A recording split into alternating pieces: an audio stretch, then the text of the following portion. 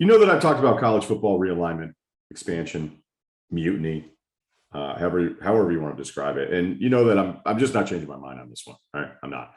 When I look at people that do like it, maybe I should describe that as a combination of like or indifference. It's usually Big Ten or SEC fans that are like, man, we're cool. I don't have to worry about it. And it makes sense because a lot of our opinions can be, whether we admit it or not, selfishly motivated. But we are, I believe, I was going to run through a bunch of stuff here. I think we're at the beginning. I don't know what the timeline of this is, but I think we were at the beginning stages of unprecedented change in sports. All the things that we care about, pro sports leagues, players, all of this stuff. I don't know what's going to change, but it's going to be challenged. It's going to be challenged in ways we've never seen before. I started thinking about LIV Golf. I'm not your golf guy. You don't come here for golf. But LIV, by the way, Roman numeral for 54, which would be a birdie on every hole of a par 72. It's backed by a sovereign wealth fund by the Saudis.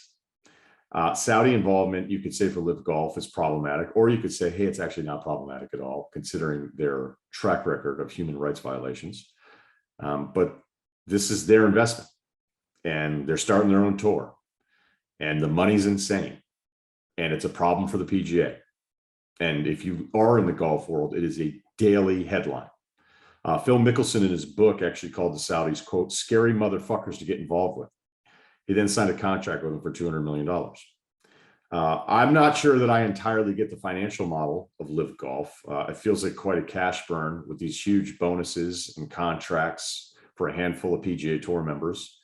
The purses, the reported purses. So I don't know what the financial model is here. Maybe it's the next new app where they just burn cash, keep telling everybody they're going to make money. But if somebody can cover the cash burn, it would be this kind of fun to do it. Now, if you're looking at this entirely from a golf perspective, you're an American. You like the PGA Tour. That's your Sunday.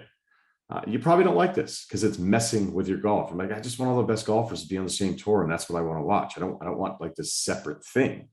I also think that there's another layer to this when you look at the Saudi angle that you could probably, not to say that it's apples to apples, but you could probably find some relationship on a business level of some league or maybe even star player that has something where you're like, yeah, maybe that's not great. Does that make it right? No. But it makes the conversation a little bit more real. And that's why I'm not going to derail all of this by heading down that road. The U.S. Department of Justice is now investigating the PGA Tour for, quote, potential anti-competitive behavior. So what's right? Is it right for the tour to mess with PGA players saying, all right, you're ineligible for our tour. You can't play in our events. I was reading something yesterday that talked about how the Department of Justice is investigating and hoping to get like guys off the record, tour members, and asking them like, what kind of way has the PGA try to mess with you? And I think some people would look at this and say, well, that's right. Like they're protecting their product, but is it? Especially when we're not even talking about team sports here. We're talking about individuals who are among the greatest to do what it is that they do. So if you remove the backing part of it, say this were a Swiss tour, right? Switzerland, like, hey, we got a fun. We fucking love golf. Did you guys know that? All right, we're starting our own tour. We're raising the stakes, bigger purses, bigger bonuses up front. It messes with your product. It messes with your Sunday if you're a fan of golf. So you may not like it, but does that mean it's right? Probably not. We have a ton of examples of this, a ton of examples of this in American sports. Is a salary cap right? No. Imagine telling the owners, like, yeah, you can only make this much when you sell your team. It's not exactly the same thing, but the theory, the capitalist theory of the entire thing is like, wait, so I'm LeBron James. I'm one of the best people in the world, maybe the second best person in the history of the planet to ever do what it is that I do. And the most I'll ever make in a year is $45 million, which is what he's under contract for this next year. If he gets some kind of extension, he's going to make more than that. He's going to clear over 430 million, I think, in career earnings. The simple answer to that would be like, dude, 45 million, that's a ton, 400 plus million. But that's not really the point. The point is that he works in a business where there's a mechanism in place that says you can only make this much, even though you were this special. If there were no salary cap, what would LeBron James make? And that's kind of what we're looking at here with golf. Again, not the same thing, because these are individuals who can go and take their skills almost as mercenaries and go out there and make money, where the team sport, the structure of an entire league makes it a little bit more complicated. But I wonder if these things are going to be challenged. We've seen some attempts at challenging these monopolies, right? The NBA, NFL, not so much with baseball. Whenever I think about reading some of the USFL stuff, Jeff Pearlman's book, which is incredible, it was always kind of funny because everybody goes in, like, a plan is great on paper until you have to live it. Sam Hinkie's the best example of this. Hey, this is what we're going to do. We're going to lose all these games. We're going to ask the rookies to sit out. I'm going to have D-League players, not even G-League, D-League players on half the roster. And we're just going to do it for like 3 years. It'll be cool. Don't worry about it. And it's like, that's awesome. This is amazing. This guy's going for it. He's unapologetically going for it. And then once you're in year 2 of the plan, you're like, this isn't that much fun, right? Plans are easy to plan, far harder to live with. So when these other leagues will start up, like the USFL going back decades, the owners were like, look, let's do this. Let's make sure none of us go overboard. Let's make sure none of us spend too much money. Let's lay a good foundation. Let's stabilize the league. Let's get better TV deals, which, by the way, the NFL, in their dealings with the networks that gave television rights to the USFL, messed with them later on. I mean, it's just in there. All this stuff's in the book. Is that right? No, of course it's not right, but it's business. But then when I think about like the 50-50 revenue splits that we have in professional sports, NFL right now is like 48%. Basketball is 50. At one point, the NFL was 60. Basketball was close to 60 not that long ago. I mean, you got to go back years, but it wasn't like we're talking about the 80s. And when I think about that, it's like we just are married to the concept of 50-50 because it just makes so much sense. Like, you start a business with somebody, all right, we're going to split all of it 50-50.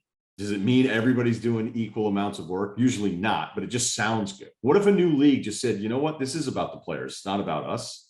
Sure, we're taking on debt and we have to structure all this, and there's so much business side of this, but we actually think to be competitive and to lure other players to our league, we're just going to do a 70-30 split. What if we had just had 70-30 revenue splits for players all the time, because the owners make so much, the appreciation is so much on the value of the franchise? I'm not saying this will happen, but I think we can at times become married to these outdated things that make us think that we're actually like operating the right way. Now, granted, if you were splitting 70% of the revenue with the players, your franchises would not be worth what the NBA franchises are worth right now. The NFL has a ton of mechanisms that are probably all wrong, but we actually probably like them. When I only cared about the NFL from a fan perspective, well, long before I was in the media, I liked the salary cap. That's cool. Nobody else could spend more than my team. I liked that all the TV money got cut up 32 ways, because like, this is great, competitive balance. Everybody has a chance. Franchise tag, if my favorite player's flirting with free agency, they could just tag him. He can't go anywhere. Non-guaranteed contracts, awesome, because guys get hurt all the time. So I don't want my team stuck with a guy that's hurt making $12 million a year because he has guaranteed contracts. Are any of these things right? Probably not. MLB revenue sharing, it's bullshit. The Orioles, the red hot O's, they have a team payroll entering the 2022 season of 32 million. 32 million, that would have been the 5th lowest baseball payroll in the year 2000. Now, selfishly, if I like a team, I don't know, like the Pirates, like the hat, if I like a team that isn't that good, doesn't have a great local market, doesn't seem to generate a ton of revenue, I like revenue sharing because I feel like it gives me a chance, when in fact, it just means that owners are in business with other people that don't care enough about their franchise. It's like, cool, you're going to pay for my payroll because I don't make as much as you. I don't know that any of these things are right, but they all exist. The ESL, the European Super League that we were flirting with soccer a couple of years ago, right? Top 20 teams were like, we're just going to form our own thing. We're not going to share all the money with these lesser clubs. We're going to get a better TV deal. We're just going to go Super League, this whole thing. And guess what that was met with? Massive criticism. 6 teams immediately like, we're out. And then I think like another 3, and then finally the whole thing was done. We're like, all right, we're going to revisit this and figure it out later. It's probably going to be revisited at some point. But guess what? Everybody hated it, much like I hate college football realignment, because you're like, why do you need to do these things? It's a little different, but it's also just another sign of how unpredictable this stuff is becoming. Now, would it be better if the NBA, NFL, and Major League Baseball were all challenged? Selfishly, no. I don't want another fucking league to have to pay attention to. But is that right? I don't think it's right. I don't think it's right for the players. I don't think it's right for the employees. when I think about NFL competition, I mean, we just had that AAF, right? We're like, all right, here we go. A week after the Super Bowl, I'm going to see if we get this thing off the ground. It didn't last 8 weeks. It went bankrupt. We've seen 2 versions of the XFL. So I don't know if any of this stuff is possible. I don't know if it's possible to actually have any of these leagues that have been established now for decades to be challenged in the way we've seen with golf. The point that I'm trying to make here is that we are now at the beginning stages, I believe, of sports being challenged in an unprecedented way. We've already seen it with college sports, the NIL. Finally, everybody's like, you know what? Actually, maybe that isn't that bad. It isn't that bad.